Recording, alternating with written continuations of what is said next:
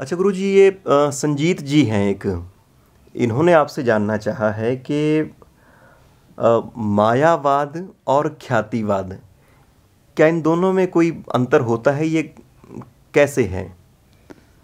मायावाद का शब्द केवल वेदांत ने प्रयोग किया है और किसी ने नहीं किया। ख्याति का शब्द सारे दर्शनों ने प्रयोग किया है। ख्याति का मतलब ये है दिखाई पड़ना। इस आदमी की ख्याति बहुत है, इसका मतलब ये संसार में बहुत अच्छा दिखाई दे रहा है। तो साधारण भाषा में ख्याति का मतलब होता है विशिष्ट रूप से कोई चीज़ दिखाई देने वाली। लेकिन दर्शन में इसका बिल्कुल दूसरा अर्थ है। दर्शन में उन्होंने एक उदाहरण को लेकर के उसकी व्याख्या करने की जो चीज़ है उसको ख्यातिवाद कहा है। उदाहरण ये दिया है रज्जो सर्प भ्रांति, और रस्सी जो है सांप दिखाई देती है आदमी को, और वो चीखता भी है सांप सांप, लेकिन जब देखता है कि रस्सी है तो रस्सी रज्जो सर्प भ्रांति। इसी तरह से शुकता और चांदी की यानी सीप के अंदर शुकता की भ्रांति हो जाती है। सीप हमें दिखाई दे रहा है तो बहुत सारे लोगों को लगता है चांदी ये उठा लेते हैं। तो इसकी व्याख्या को अलग अलग दार्शकों ने होगा कि रज्जो सांप कैसे दिखाई देती है जबकि वहाँ सांप है ही नहीं, सांप नहीं है।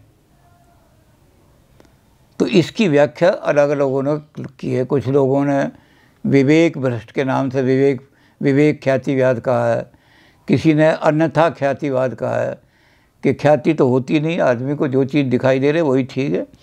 अगर अंधेरे में सांप दिखाई देता है तो सांप सत्य, जब उजाले में। तो इसी तरह से अलग अलग लोगों ने, किसी ने विवेक ख्याति, किसी ने अन्यथा ख्याति, किसी ने सत ख्यातिवाद, किसी ने असत ख्याति, बौद्धों ने भी असत ख्यातिवाद कहा। तो ख्यातिवाद का मतलब ये है कि हमें वो रस्सी सांप क्यों दिखाई देती है। अब इसका जो है इलाज वेदांत ने आकर किया।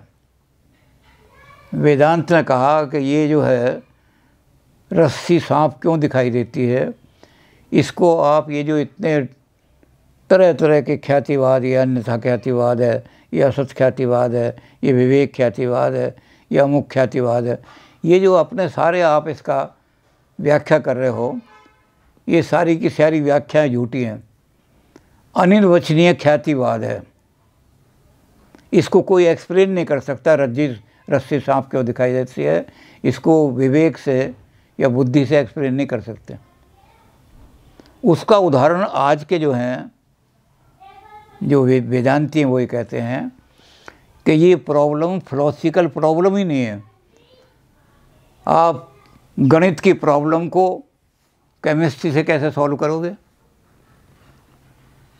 तो ये प्रॉब्लम जो है ये साइकोलॉजिकल प्रॉब्लम है।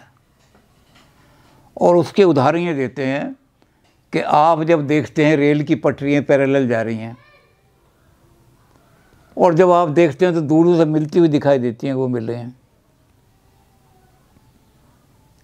अब आपको फिलोसफिकली एक्सप्लेन करने लगे, ये तो साइकोलॉजिकल एक्सप्लेनेशन है। तो इन्होंने कहा अन्यथा ख्यातिवाद, इस ख्याति की कोई व्याख्या नहीं की जा सकती क्योंकि साइकोलॉजिकल चीज़ है ख्याति, ये फिलोसफिकल ख्याति नहीं है। तो ख्याति का मतलब है कि इस गलती को, मिसकंसेप्शन को, गलत जो दिखाई दे रहा है, हमारी दृष्टि भ्रम जो हो रहा है, इस दृष्टि भ्रम का क्या एक्सप्लेनेशन है, यही ख्यातिवाद कहलाता है। तो अब दृष्टि भ्रम का एक्सप्लेनेशन मॉडर्न वेदांती ये कहते हैं कि हमें जो रेल की पटरियाँ मिलती हुई दिखाती है, क्या है कि इसका फिलोसफिकल एक्सप्लेनेशन क्या है? क्या पटरियाँ आगे जाके अपने आप मिल जाती हैं? क्या पटरियों को कोई मिलाने वाला भगवान आ जाता है, या हमारा विवेक भ्रष्ट हो जाता है? तो ये व्याख्या जो कर रहे हो सारी की सारी, ये सब व्याख्या है। सबसे बड़ी व्याख्या ये है अनिर्वचनीयवाद।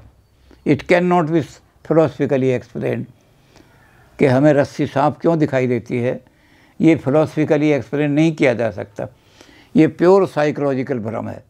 तो इसको साइकोलॉजी के द्वारा एक्सप्लेन करो, और साइकोलॉजी में कोई एक्सप्लेनेशन होता नहीं। तो जिस चीज़ का कोई एक्सप्लेनेशन नहीं है उसको ख्वाम का, तो explaining the misconception of your perception, misperception को एक्सप्लेन करने के लिए जो थ्योरियाँ बनाई गई हैं वो ख्यातिवाद कहलाते हैं। वाह, ठीक है गुरु जी। ठीक है जी। ठीक है।